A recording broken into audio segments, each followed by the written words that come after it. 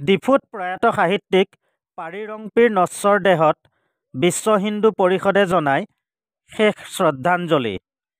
অসম সাহিত্য সভাৰ প্ৰাক্তন সহকাৰী সম্পাদক তথা ডিফু সাহিত্য সভাৰ প্ৰাক্তন উপসভাপতি প্ৰয়াত পাৰিৰংপীৰ নশ্বৰ দেহৰ আজি ডিফু চহৰত অন্তিম যাত্ৰা কৰোৱা হয়। বিভিন্ন অনুষ্ঠান প্ৰতিষ্ঠানৰ লগতে বিশ্ব হিন্দু পৰিষদৰ ডিফু নগৰ প্ৰখণ্ডইও অন্তিম শ্ৰদ্ধাঞ্জলি জ্ঞাপন কৰে। সভাপতি ৰলিং ইংতি আৰু সম্পাদক অমৰেন্দ্ৰ শৰ্মাৰ লগতে আন আন বিষয়ববীয়া তথা সদস্যসকলে শেষ শ্ৰদ্ধাঞ্জলি জ্ঞাপন কৰে।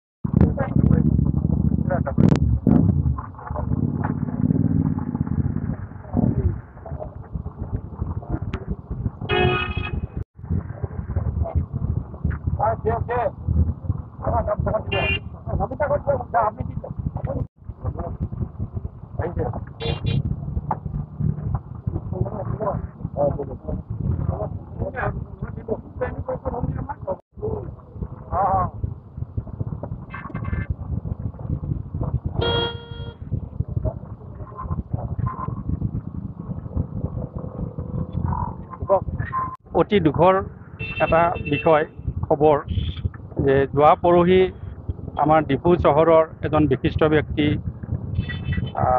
সদ্য প্ৰয়াত পাৰিৰংপী দেও তেখেতৰ যোৱা পৰহি তেখেত স্বৰ্গগামী হৈছে।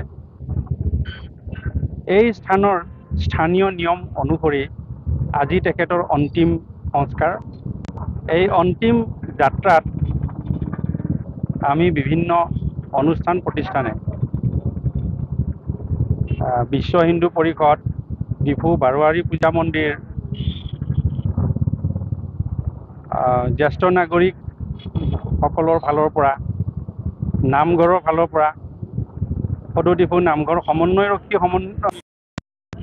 ডিফুৰ ৰথযাত্ৰা সমিতিৰ ফালৰ পৰা সকলোৱে ৰাইজে চকুলো টুকিছে আৰু তেখেতৰ অন্তিম যাত্ৰাত শ্ৰদ্ধাঞ্জলি দিছে।